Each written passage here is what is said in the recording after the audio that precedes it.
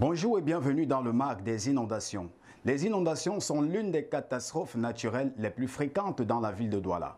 Au moment où le monde s'interroge sur des questions liées au climat, les inondations continuent de sévir dans le littoral camerounais. À quelles maladies sont exposées les populations qui y vivent? Quelles sont les approches pour réduire les risques d'inondation dans le littoral camerounais? Le MAC va tenter de répondre à ces questions.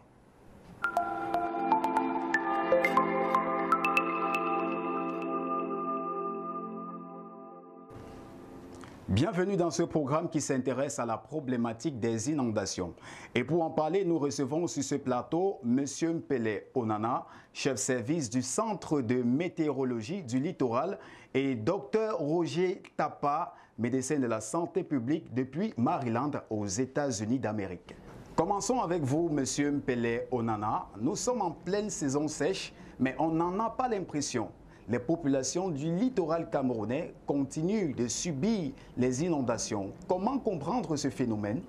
Eh bien, les Doualais subissent les inondations pour trois raisons principales. La première raison, c'est le fait, comme je l'ai mentionné tout à l'heure, de la manifestation du dérèglement climatique qui est observé ces derniers temps.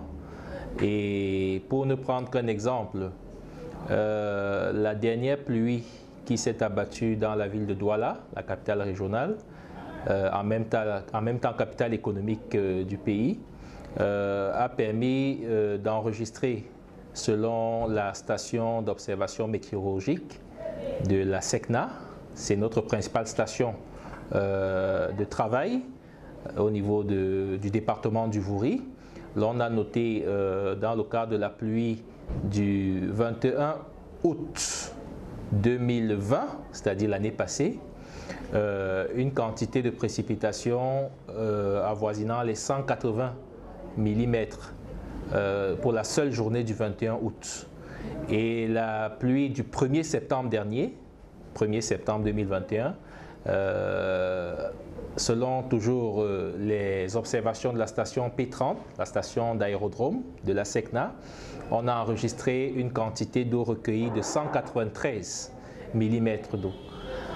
Alors qu'il y a à peu près 5 ans, on n'avait jamais battu ce type de record en termes d'observation ou en termes de quantité recueillie, ce qui démontre très bien qu'il y a un bouleversement climatique pour lequel les citoyens de la ville de Douala sont donc victimes, parce que n'étant pas habitués à ce type de phénomène, il est normal que des débordements et des dégâts importants, aussi bien humains, matériels,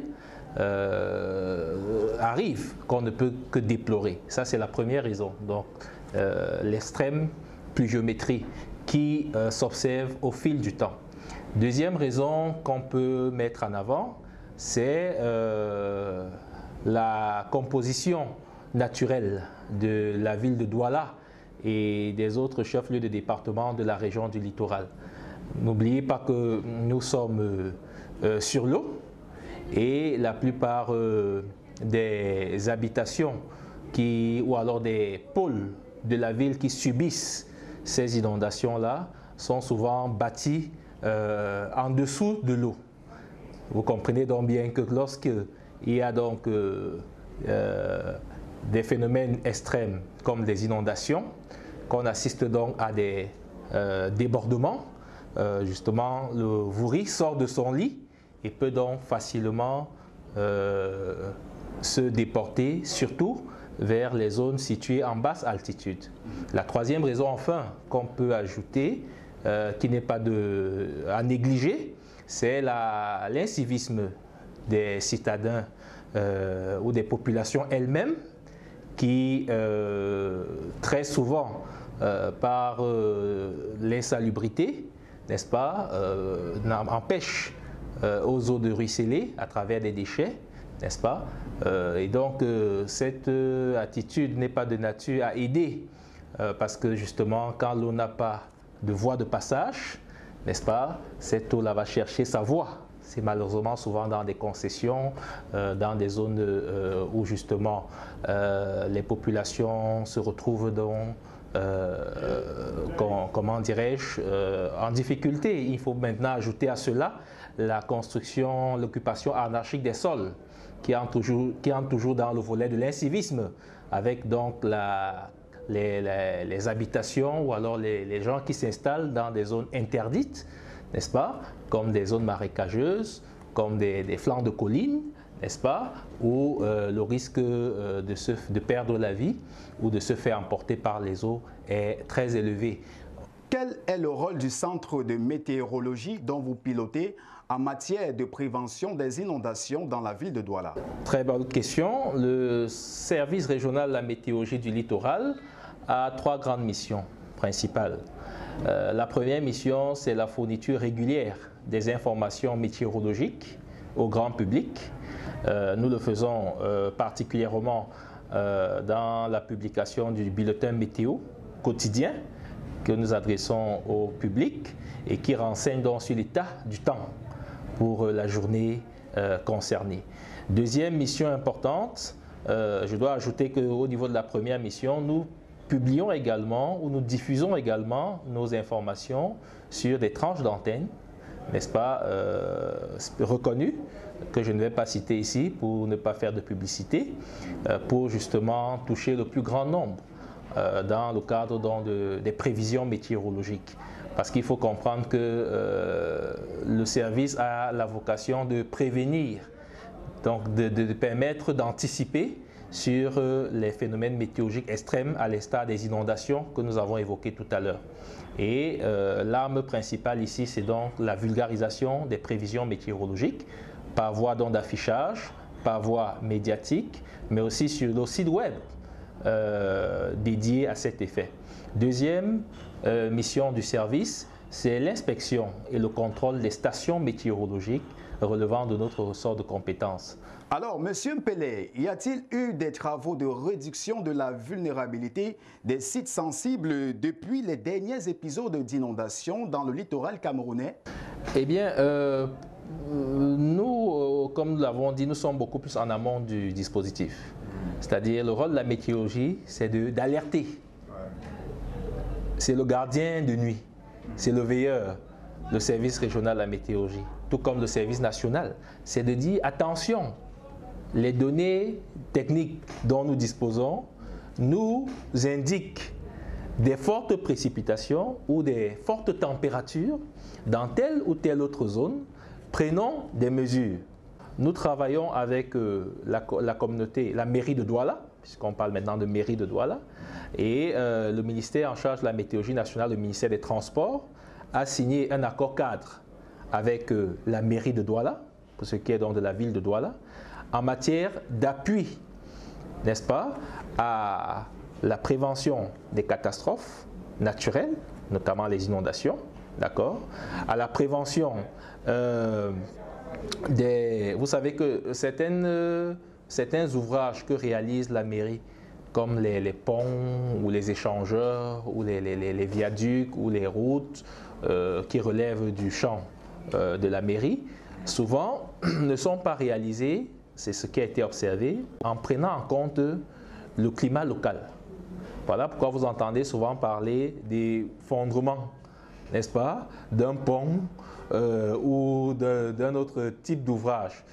Pourquoi? Parce qu'on a réalisé l'ouvrage ou alors un tunnel, n'est-ce pas, sans avoir pris en compte le climat local. Et quand vous avez donc des pluies extrêmes, inhabituelles, n'est-ce pas, qui arrivent, peut-être qui ont eu à se produire il y a 20 ans ou 25 ans, mais qui n'ont pas été prises en compte, lorsqu'il y a le phénomène de retour, vous avez donc comme conséquence des éboulements de terrain, des effondrements d'infrastructures, etc. À ce niveau, le service régional de la météorologie, donc, dans le cadre de cet accord cadre, soutient la mairie de Douala dans la réalisation d'ouvrages qui résistent au temps et à la durée, d'accord, pour prévenir cette autre forme de catastrophe. Maintenant, nous avons également un partenariat avec une autre composante de la mairie de Douala qu'on appelle la cellule du projet de Douala, ville durable.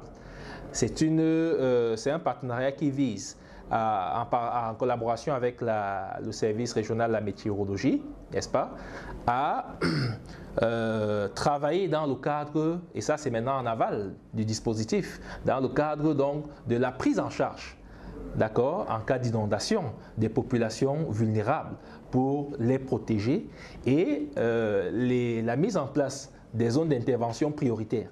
C'est-à-dire que lorsqu'il y a inondation dans la ville de Douala, par où commencer? Les secours doivent s'orienter d'abord où? Où est-ce que le risque important de dégâts est le plus élevé dans la ville de Douala? À ce niveau-là, nous travaillons beaucoup avec les services hydrologiques, n'est-ce pas, de la mairie de Douala pour identifier donc les zones les plus vulnérables et mettre en place, en cas de survenance de ce type de phénomène-là, des dispositifs d'intervention par zone prioritaire, n'est-ce pas, pour une meilleure prise en charge des victimes et justement pour limiter les dégâts.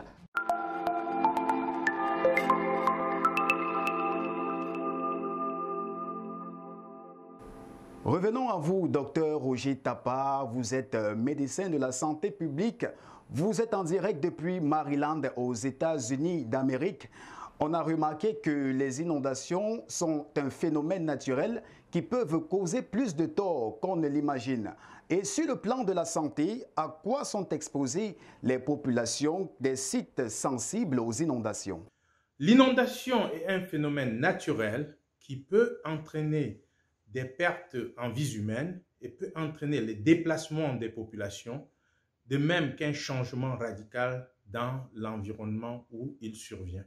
Ceci entraîne parfois des effets économiques dévastateurs qui peuvent influencer la vie de la communauté concernée de façon importante. Sur le plan de la santé, nous allons évoquer deux volets. Le premier volet, c'est le volet infectieux. L'envahissement des eaux des environs habités va provoquer un mélange de ces eaux avec les déchets humains et les fosses septiques qui vont créer le péril fécal que vous connaissez tous, avec le développement des maladies diarrhéiques, notamment le choléra. Vous avez la recrudescence des maladies comme l'hépatite A. Vous aurez des diarrhées à rotavirus qui seront recrudescentes. Vous avez les infections à salmonelle et bien d'autres. Il y a beaucoup d'infections qui peuvent se développer au cours des inondations et créer un phénomène de santé publique. Sur le plan infectieux toujours, vous pouvez remarquer qu'il y aura une recrudescence d'une maladie parasitaire, notamment en zone endémique comme le Cameroun. La fragilisation de l'immunité par le stress va provoquer une recrudescence des paludismes avec le développement des formes résistantes au niveau du foie et autres, et bien d'autres. Health Horizon International présente deux produits exceptionnels. Shape-Up contre l'obésité, support du suivi des maladies métaboliques, empêche l'absorption de la graisse, accélère l'utilisation des graisses stockées sans reprise et sans effets indésirables majeurs. Shape-Up, maigrir sans danger. Un second produit 100% bio, Miracleaf, un supplément alimentaire le plus complet 100% naturel, contenant de la chlorophylle, des vitamines, des minéraux, des oligo-éléments, des oméga 3, 6, 9, des hormones. Miracleaf, conseillé pour toute la famille, enfants, adultes et personnes âgées. Le deuxième volet de la santé, c'est le volet psychologique, où le traumatisme va provoquer chez les malades une certaine anxiété, qui peut se développer jusqu'à la dépression et même au suicide. Les tendances suicidaires ne sont pas rares parce que les gens voient leur futur noyé et voient leur vie recommencer avec des pertes économiques importantes et parfois même des pertes humaines de leurs enfants ou des personnes même âgées. Tout cet ensemble font de l'inondation un phénomène grave qui nécessite une prise en charge sérieuse, aussi bien de la part des autorités que de la part de la population. Alors, M. Mpele, une dernière question. Les risques d'inondation dans le littoral camerounais augmenteront-ils davantage dans le futur? Bien entendu. Vous savez, la pollution atmosphérique due à l'émission des CO2, les gaz à effet de serre, qui s'intensifie malgré les bonnes résolutions déjà de la COP21 à Paris en 2015, qui demandait de limiter n'est-ce pas, l'augmentation du taux de température à 1,5 degré Celsius, on se rend compte 6 ans après que ça n'a pas été respecté. On avait demandé un appui aux pays africains, notamment le Cameroun, n'est-ce pas, parce que rendez-vous compte que les pays africains ne contribuent qu'à 3% du taux de pollution mondial, d'accord, mais subissent les désagréments ou les conséquences du dérèglement climatique dû, n'est-ce pas, à l'émission de ces gaz à effet de serre. Alors, il avait été demandé une compensation pour ces États-là, qui sont en quelque sorte des victimes collatérales, d'un montant de 100 milliards de dollars par an. On se rend compte que 6 ans après la COP21, ces 100 milliards ne sont pas toujours mis à la disposition des États africains. Donc vous comprenez qu'on est un peu victime, pour répondre à votre question, des conséquences d'une situation pour laquelle nous sommes à un niveau très faible de responsabilité impliquée. Donc c'est un enjeu mondial. Si rien n'est fait pour protéger la planète, n'est-ce pas, nous allons assister à des dérives climatiques encore plus importantes dans les prochaines années et compromettre les générations futures.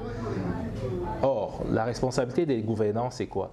C'est plus que jamais participer à l'éco-développement, c'est-à-dire le développement économique qui ne compromet pas, n'est-ce pas, le développement écologique et qui ne compromet pas la vie sur Terre, c'est-à-dire celle que nous devrons préserver pour les générations à venir.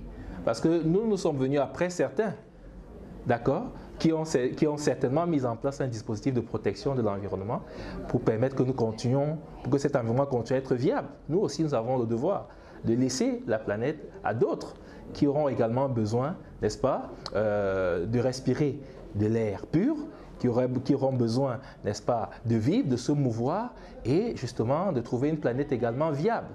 Donc c'est un devoir, n'est-ce pas, mondial.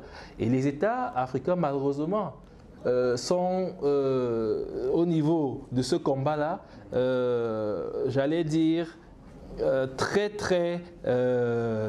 peu visibles. Permettez-moi cette manière de dire, du point de vue de la lutte contre ce dérèglement climatique, mais peuvent à leur niveau, comme nous l'avons mentionné depuis le début de cette interview, adopter des attitudes de sage. Ça veut dire quoi? La propreté, d'accord? On n'a pas besoin d'être assisté pour savoir qu'on doit vivre dans un environnement sain. D'accord? On doit nettoyer son environnement, on doit participer par esprit de citoyenneté, de civisme, à la propreté de sa ville, d'accord? On doit être un citoyen responsable. Ça, c'est déjà des petits gestes qui sauvent, qui vont nous aider. On doit s'informer sur la météo. La météo doit désormais faire partie de notre agenda, d'accord? Dans la programmation de nos activités, d'accord? Dans la sécurité même de nos enfants, parce que ce qu'on n'a pas suffisamment développé ici, c'est les méfaits sanitaires, n'est-ce pas, des variations climatiques, d'accord? C'est-à-dire des maladies qui sont liées à certaines saisons et qui s'intensifient du fait du changement climatique. Et là aussi, on a un effort à faire. La saison sèche arrive. Il faut penser à protéger les tout petits, à se protéger soi-même, n'est-ce pas, de d'autres types de pathologies qu'on n'a pas vues pendant la saison de pluie, mais qui vont prospérer pendant la saison sèche. Ça veut dire quoi? La conjonctivite, par exemple. D'accord? Ça veut dire quoi? Les problèmes liés à la peau, parce qu'elle sera de plus en plus exposée aux vagues importantes de chaleur. La boubouille chez les tout petits, il faut y penser, d'accord? Donc les problèmes liés aux voies respiratoires, d'accord, qui vont sévir pendant cette saison. Et il faut prévenir, d'accord? On parle parfois des campagnes de vaccination, d'accord, adaptées à certains types de pathologies. Il faut aller faire vacciner les enfants.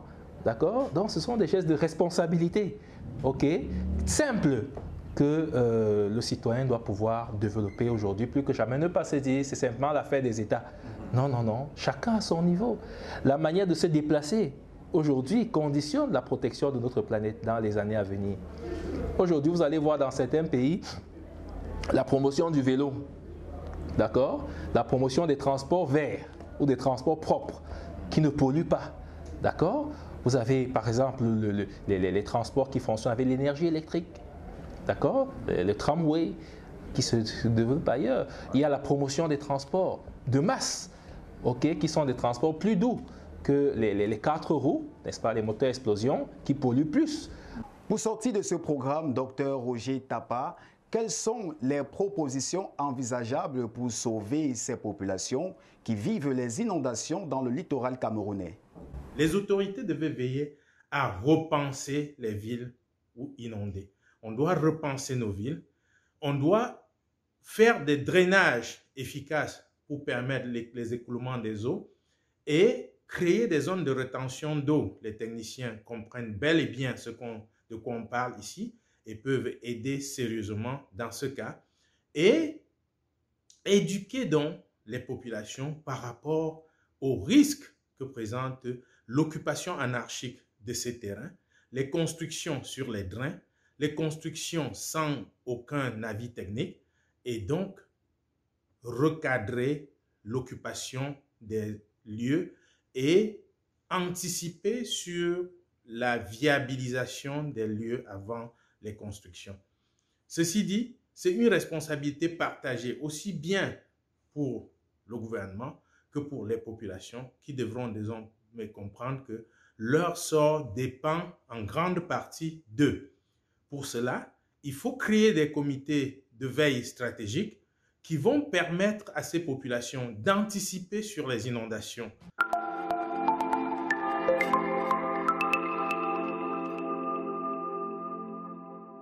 Alors, c'est ici que s'achève ce programme consacré à la problématique des inondations.